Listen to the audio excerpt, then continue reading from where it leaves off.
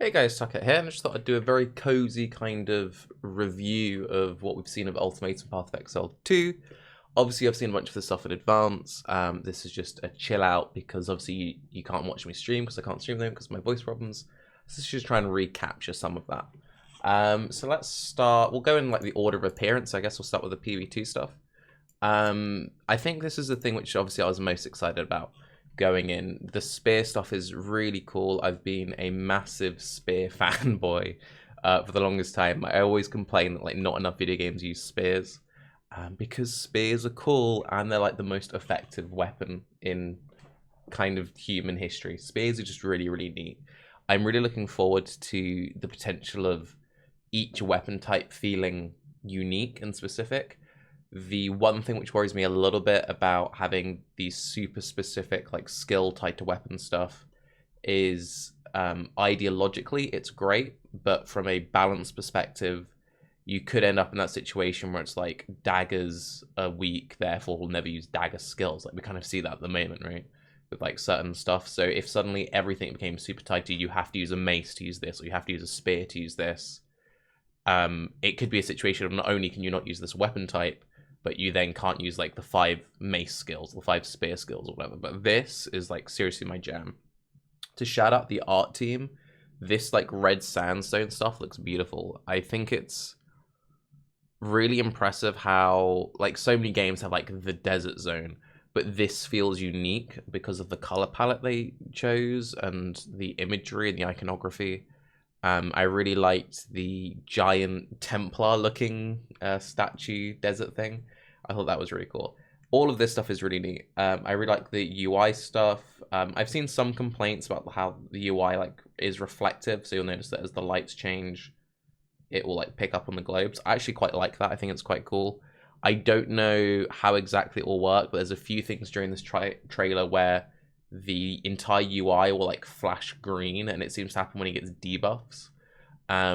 If they make the UI have more of a purpose within the game, they make it feel part of the like character experience, and they can also relay useful information, then I think that's really cool. If it's just like some flashy stuff, then that's just flashy stuff. But if they can make it flashy but also actually make it like relay important information, like for example if you have corrupting blood, you have all the usual stuff, but then your UI like turns red and drips, like that would actually be really useful information. Like we have this big issue with buffs and debuffs in PoE, so I think we should be really encouraging this sort of stuff because I think this is really cool. But yeah, I really dig all of this spear gameplay. I think this stuff is amazing. Crossbow bolts, having abilities tied into like you equip a bow, you get the bow stuff, you equip a crossbow, you get the bolt things. I think this is all really neat. You could have some, again, like with all of these things, as the caveat, there are the limitations that then come with it. One which stood out a little bit to me is the unique spear we saw. It gave it like when you use disengage or dash, I can't remember, when you use the movement skill, you threw additional spears. That seems like a really cool and really powerful effect.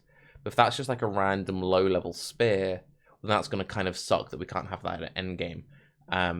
That seems like a very sort of... I worry it's kind of like a Diablo problem. Like when you have items directly tied to specific skills, then it's like the skill isn't viable unless you have that one item. And then if that's then like a low-level item and it's a weapon, like if it's a low-level ring, you can use that on level 100 character, but you're not going to use like a level 20 spear on your level 100 character. They might completely change how weapon scaling works. You never know, like it is possible that they could do a complete rework. I would actually be very interested in completely changing the way that certain weapon bases scale. But yeah, it's just, you know, food for thought. This whole falling rock thing, making the landscape feel more dynamic, also very interesting. Also seemed like there were little like creatures hiding within the rocks, which again is pretty cool. Also, I've been to Petra in person. If you don't know, it's a really cool place in Jordan where you have these like stone buildings carved into the mountainside. It feels like that's kind of like the inspiration of some of these zones. So it's really cool seeing that inspiration represented in game. But again, with this red sandstone, they're kind of putting a twist on it. They're not just being like, oh, Petra's cool, let's just copy Petra. They're like putting their own flavor on it. And that's one thing that like I think was really exciting. I think it really just came across through all the PoE2 stuff. There's a lot of, yeah, we could just make a cool city, but what's the next thing we could do? Like, you can see the caravan moving in the background. There's just a lot of cool factor in PoE2. A lot of it is just like, let's just flex. The whole having a caravan as a town, ExileCon from the first trailer, we also saw like boat towns and stuff. It's just like that pushing the envelope. I love that stuff. I think it's really cool, and I'm really looking forward to seeing more of that. It's just like from a level design point of view as well. It's a very Dark Souls kind of thing where like you see where you're headed towards, and then it gets you excited to start traveling, and it's just great. It's really cool just seeing Path of Exile progress and just keep evolving all the time. All this stuff really just like has me going. The boss changes look pretty interesting. Love the fact we've got these committed health bars. Looking forward to having more engaging and dynamic boss fights during the leveling process. I'm always a sucker for just like challenge. I love that stuff. I feel like the more challenge you can fit into the early game, the better. I also think that if you make the game generally more challenging, and it's like a consistent challenge, that's actually easier for players than having the random extreme difficulty spike. So yeah, I would much rather see more consistent challenge all the way through the game than like face roll and suddenly really difficult, face roll suddenly really difficult. I don't like difficulty spikes. This stuff looks great. I really like this. And I kind of like how his abilities, this like flesh root thing, is tied into the landscape. It's just good. It's just good design. We're seeing some stuff with PoE2 where you can choose which way you want to go. So with this, you literally like choose where the caravan goes, and based on that changes the order of the questing you do. One thing we also saw in the ExileCon original Path of Exile 2 demo stuff is the zones won't have set locations. So what I mean by that, it won't be like the entrance is always on the left and the exit is always on the right. They're doing a lot to swap up how zone generation works. So having it so you can go to different areas in different orders, doing different quests in completely different ways, and then having the zones themselves shuffle should hopefully really make replayability and re-leveling multiple characters a league feel much more engaging, much more exciting, and just more of a novel experience and less of a, oh, that was really fun the first time, now do the exact same thing like 10,000 times more. Because yeah, you want it to feel unique, you want it to feel special. And yeah, I love the imagery. I just really adore everything about this. It's really, really cool. This whole like javelins stuff, oh, this was stuff that really got me going. If you watch the Baycast we had with Roy, and if you haven't, go watch that. You can really see like just how excited I got about the animation stuff. If you've been following along with some of my game dev stuff, I've been like studying and trying to like understand how a lot of this stuff works. I've actually had some conversations with some of their lead programmers talking about like procedural animation, and just like having more reactive animation states, I think is really cool. Also, I just want to shout out whoever it was who did the new updated inventory art and stuff. It looks cool. I really like this stuff. I really like this stuff. Anything which just like pushes the envelope past where it needs to be with art is excellent. Also, I really like the idea of, as I said earlier, with like reactive UI elements, where you could have like inventory screens reacting to your changes of your builds and your characters. I mean, that's like wish list kind of stuff, but you know, having it say that, like, imagine if the Pantheon stuff, it kind of like warped and twisted as you progress through the acts, and like it starts off kind of like, ooh, basic version, then it's like big desert evil vibes, and it gets like elder and maveny, and I don't know, I like if you can bring narrative elements into your, I don't like looking at UI's menus, but if you can bring the narrative in, then it kind of like justifies its existence, if that makes sense. But yeah, I really dig all this stuff. Generally, just Path of Exile 2, it just looks amazing. Just everything about it just looks smooth. Having played a very early demo of it, it feels smooth to play. Going back to the animation stuff, like small things about your character having proper, fully rotational movement, you wouldn't think it makes as much of a difference, because it's purely just a visual thing, but it actually just makes everything just feel so much more fluid and so much smoother, and I just want it. I think that was probably my biggest issue with the PoE2 stuff, is it's like it just looks so good that when we saw the Ultimatum stuff, I'm like, yeah, I mean, that looks okay, but it's not PoE2. So yeah, this stuff is just, yeah, awesome.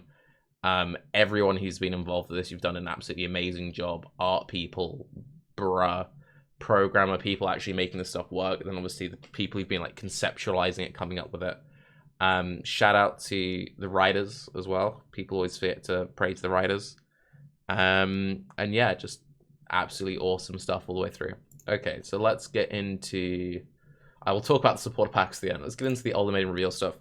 So Ultimatum, I was kind of right with my predictions. I said it was going to be a thing where like we could see items on the altar. I said it was going to be a crafting league, so I was expecting it to be kind of like you have an item, you make choices which change the item. That's not how it works. Instead, the way that Ultimatum works from what we've seen is you like you do it once, you get like a Chaos Orb, right? You get your reward, and then like, but you could have 2 Chaos Orbs if you do the super hard thing, or you can just leave with your 1. And I do really like risk reward gameplay. You can see it here: current reward, next reward. I really like this stuff. It was one of the reasons why I was a big fan of Heist, despite the issues with Heist where it has the whole DC problem. Because this is like a one and done, like if you die, you lose it. There is the risk that, you know, you could DC during a difficult challenge and you could lose it all. But I feel like it's quite short form content. You know, it's like you're just doing the small event. It's not like you're going off, you're doing a whole temple, you're doing a whole heist, a whole grand heist. So this should be much safer against disconnects, but I guess it doesn't have disconnect protection. So if you're someone who really hates that stuff, you might be sad, but at the same time, it's much better than other League content in that sense. And then they're just like reworking everything. The massive reworks coming alongside Ultimatum is something that really gets me excited. Particularly the changes to the Veil system and Incursion. You guys might be aware, I quite like playing trap builds. With the introduction of the Atlas passives, I've been like speccing my SSF setups for like farming temples. Let's try and get some trap gloves. Let's try and get the trap file. And it's a real pain. So any and all improvements to past league mechanics that promote farming past league mechanics with the introduction of the Atlas passives, it just makes that whole thing just feel more enjoyable to do. So the league itself looks cool. I like that it's a risk reward league. They're always my favorite leagues. Some concerns about you know, the disconnect stuff. I'm sure we'll see some issues about that. Also, Rise touched on this a little bit on the podcast. With any mechanic, this was an issue I actually had with the last Epoch with their arena system, where you have like, it gets easier and it gets harder. If you've got, I think Rory said it was 10 waves on Bay class, if you've got to fight up to 10 waves, and the first like 5 waves are easy, but then it gets difficult at 6, you don't want a situation where it's like, it's boring for the first half of the gameplay. So I'm hoping that it's rapid, I'm hoping the difficulty is there. I'm hoping that like it's not... My ideal situation is like it's challenging early, but it's difficult enough that it feels fun all the way through. But at the same time, it's not so difficult that people feel like they can't progress with it. My ideal situation is like if an average person, average build, like me day one of the league, maybe I can only do 5 of the 10 challenges, but then I've got that goal to get up to do the 10 challenges, and I eventually can get up to the 10 challenges, great. But if it's a situation where I can do all 10 challenges on the first day, that will suck. I want to be challenged, you know. I want to struggle. I want to work for it. But I really like this. The other thing which Rory said, which I thought was really neat, is the fact that every icon, every mechanic has a set icon. So yeah, for the first couple of days, maybe the first few weeks, if you're slow, you might need to be like, wait, what does this one do? Wait, what's that?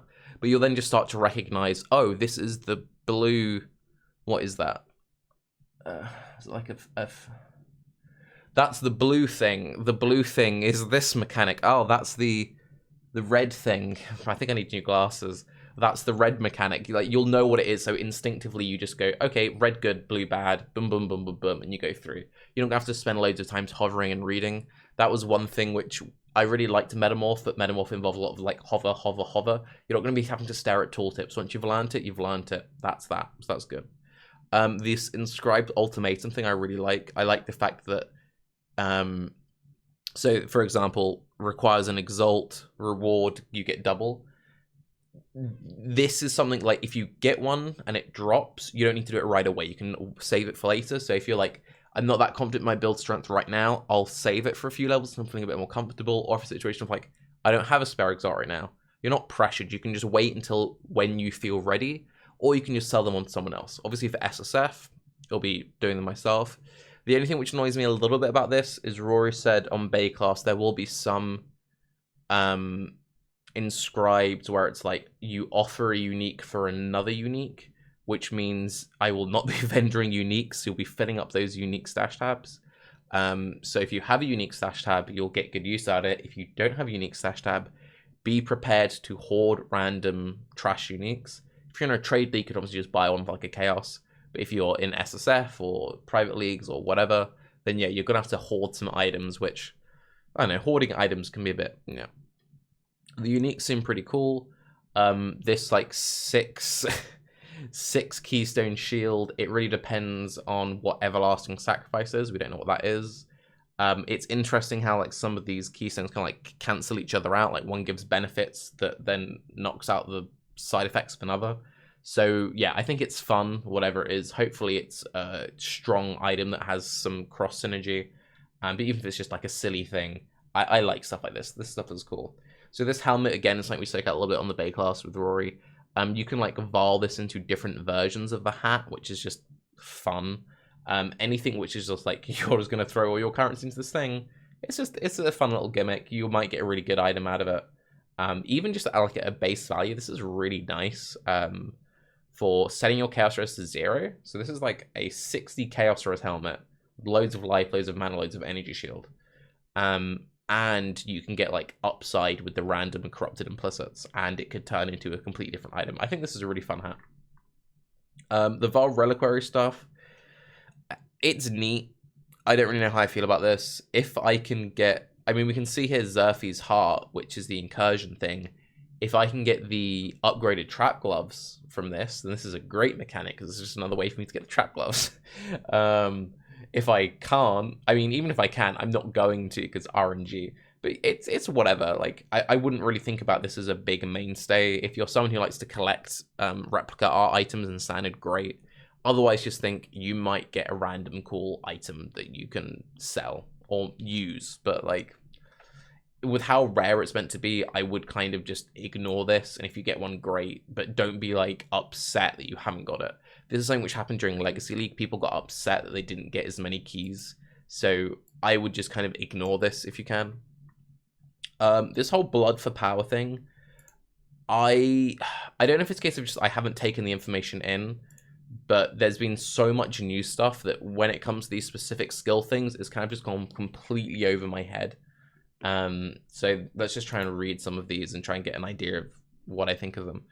Exanguate. Exanguate uses life instead of mana to shoot tendrils of blood in front of you, applying a strong fizz damage hit and a fizz damage overtime debuff, which can stack up to 3 times. You can also support it as the tendrils chain from one target to the next. So it's got a hit and it's got a dot component. Fizz dot spells are kind of weird because like you can't scale them. You can't use stuff like Elite Overload. It's not like with Ignite or Cold Dot. It's not like Chaos where you've got Chaos damage over time multiplier. So you're just scaling pure spell damage. Also, from a Ascendancy point of view, you're kind of limited. You've basically got Trickster, and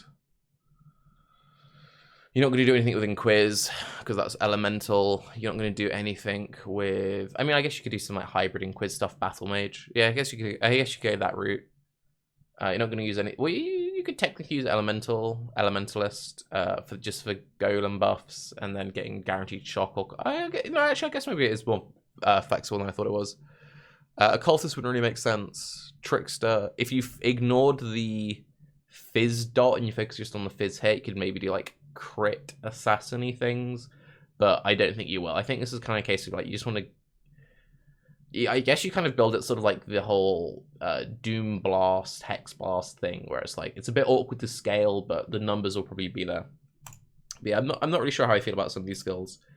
This is the one that I'm excited for. The Corrupting Fever. The Corrupting Fever consumes some of your life, grants a buff that causes your hits to apply Corrupted Blood, which stacks with each hit, causing more and more Fizz dot over time. This I think could be really interesting. I don't know if it'll be strong enough that you could do a pure Corrupting Fever build, like, I don't know, Quill Rain, just only this. If it is pathful enough to do just Corrupting Fever builds, that would be very interesting. The thing which is cool about this is, as far as I'm aware from what Rory said on Bay Class, Corrupting Fever is an ability that like you link the Corrupting Fever. So you could have this as your full 6-link damage stuff, and then if you're doing like Quill Rain, just attack fast, that could be full utility. So you could do like Split Arrow, Chain, Curse on hit stuff, or like Rain of Arrows, or Barrage, or whatever, right? But it'd be kind of cool having this like super utility setup, which is how you're applying it, or doing like Curse on, like Quill Rain Curse on hit builds used to be a thing. So if you're doing like a Curse on hit build, and as you're doing that, you're also like actually doing quite strong Corrupting Fever damage. I don't know.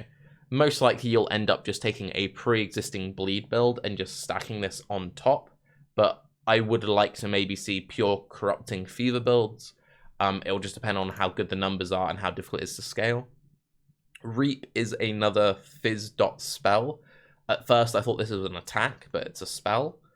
So Reap conjures a bloody scythe that swings across an area, you can see, applying strong hit damage and fizz dot over time. With each swing it gains a charge that scales its damage up and increases its life cost up to 5 times. It's particularly potent against single enemies. Another thing which will be interesting is if all of these abilities work, like, you know how with cold dot skills you can like stack like Vortex plus Cold Snap. In that case, that might be how these skills are viable. It's like you just pick which one you want to use for clear. So you either Exannuate for clear, or you Reap for clear, and then for single target you just stack them all together. Skills like these are always a bit iffy because you have that situation of you don't necessarily want to be dependent on having to stack everything. But if you make them strong enough that they don't need stacking, if you stack them, they're like broken. So it'll be very interesting to see how these will actually perform. I'm very curious to see how people actually go about building these. And it's just a case of you need to see the numbers, you need to play with it and just kind of see how it feels. Petrified Blood. This is either going to be like broken, everyone uses it in every build, or it's going to be kind of like whatever.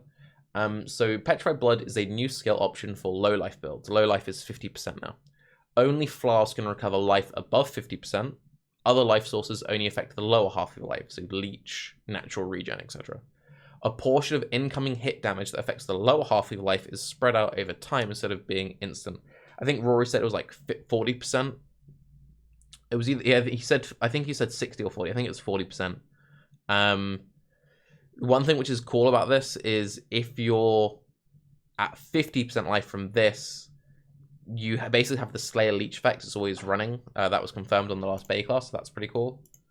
And then we've got some change supports, which I think are just like change blood magic stuff. Arrogance support causes support to retrieve life side of mana or to try to increase the effect. So it's basically your blood magic, but with aura effect stuff. Life tap support causes sword skills to cost life instead of mana. Once the skill has spent enough life, you gain life tap, which multiplies the skill's damage for a short time. This is really interesting. I'm curious to see how high this number will be. If it's going to be a situation like if it went up to, I mean, if it went up to a 30 multiplier, that's really too strong because then you just get every build just slots this in and they just use this instead of having to worry about mana, and then you get to like run more auras. So it'll depend on how, I guess it depends on how good the uptime is, and then it depends on how high the damage ramps up to. But this could be very interesting, and even if it turns out to not be that good of an end game link, it could just be a really good link to use early game while you're like struggling to get your full setup working.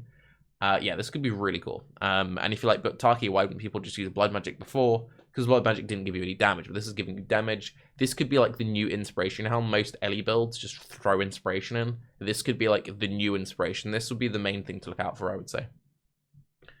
And I believe it's just damage. I don't think it specifies like fizz damage or whatever, which again makes it a very good just universal link. The Bloodthirst support adds a percentage of your life as physical weapon damage while you're on low life, which again is 50%.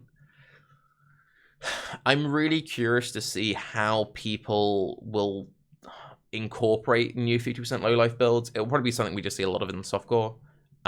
Could be something interesting with like mind over matter agnostic kind of builds, where it's like if you were gonna only have like 4k life anyway, well, maybe if you go crazy with mind over matter stuff, you can make it work. Or maybe you see more like low life ES Inquiz hybridy builds, or just hybrid builds in general. I don't know. I'm curious to see how this will actually perform. Basically, wait for Waggle to make a build that's broken. I'm sure there'll be some people who make some really cool stuff, but I'm expecting a lot of softcore let's die really quick builds. Cruelty support grants a buff which increases damage every time you deal with supported skills. It also boosts the hit damage from supported skills, and the cruelty buff gets stronger the harder you hit. So this is cool for, again, these, like the skills we saw previously, they're trying to do a little bit of hit damage, a little bit of dot damage. Curious to see what the wording on this is. This would be interesting. It's like you could put on something like, I don't know, Fireball for like trying to do those hit ignite builds as well. Anything which just increases versatility is interesting. Yeah, it just depends on the numbers, but interesting. Not sure how confident I am in them. I'm seeing it Zeri's Reigns being buffed. We're getting some new base types, which is cool. Just have to wait to see what all the new base types are. Veiled Chaos Orbs seems powerful. I'm not sure until we play with it how I really feel about the system. Burning Orbs, no one really cares. The lab rework, I'm super excited about from an SF point of view. Super excited. To be honest, I don't want to exhaust my voice, starting to hurt a little bit. Basically, all the reward improvements look amazing. I will just say briefly for Betrayal, if you previously used to min-max your Syndicate, then this new thing probably won't make Kata that attractive. It'll also be better to just min-max your board. But if you're someone who didn't go through all that effort, then this will make just running Katas much more attractive, and especially just speed rushing Katas, forcing it early league, unlock all your Veiled Crafts. It should actually be a good system, and this is just massive buffs for SSF players. Again, all of this stuff, I don't really see why they would buff Abyss Jewels. Curious to see if they'll go back to their previous value, stronger than the previous value or whatever. But yeah, my voice is starting to hurt. So briefly, I'll just finish up and talk about the supporter packs. I was actually, my opinions on these swapped. Let me just leave these real quick. Okay, so when I first saw these, because I saw a little promo of these a little bit early, I just saw still images of both sets, and I thought Imperial Sun was going to be way cooler than what it actually turned out to be. From the still image I saw, I didn't see all the glowy stuff. I personally don't like glowy armor sets. I like plain armor sets. I like stuff which looks like an actual like set of armor someone could wear. I wish we got a version of this set without the lights turned on. You know how with the Delve supporter pack, you got like the Delve with all the glowy stuff and then just the plain version? I think a plain version of this set would have looked absolutely amazing. Like this set, the way the armor is put together looks like actual armor. I think it would look like a really cool ceremonial set. But the glowy stuff, for me, just personally kills it. I do kind of like the weapon stuff. I like that both sets give you a weapon, and I believe, I could be wrong, but I believe it's every single weapon type is covered. So that's pretty cool, and that alone is kind of like enough of a selling point really to go for the set. I don't like the aura effect, but I don't like aura effects in any set. Silver Crescent is neat. This is a nice set. It feels very anime. It feels very kind of Blue Eyes White Dragon to me for some reason. It's cool. I'm a bit over hoods. I think hoods are a bit overplayed. Like, we just have a lot of hood sets. But there are two different hats. You know, you've got the one with the funky eyes, and you've got like a traditional hood, which is cool. I like the weapon. The weapons look like they would hurt, which is nice. I like how clean the bow is. I think the portal's pretty cool. I do really like the shoulder pads. The belt, especially you can see it there, just kind of floating. I think the belt thing is the one thing that I'm not like 100% on. But yeah, I dig this set, and I think this will be the one that most people kind of gravitate towards. TLDR, Path of Exile 2 looks amazing. I just want it now. Really optimistic for Ultimatum. Just depends. For me, it'll be like, how difficult is it? If it's difficult, I'm going to love the league. If it's not difficult, then cool items, and I'll still be happy just to get cool items, but I would want the difficulty to be there. But yes, I'm Tarke. Have a good day. Let me know what you're most excited for, by the way, and also let me know, you know, what are your concerns, if any, about the upcoming content. Have a good day. Bye-bye.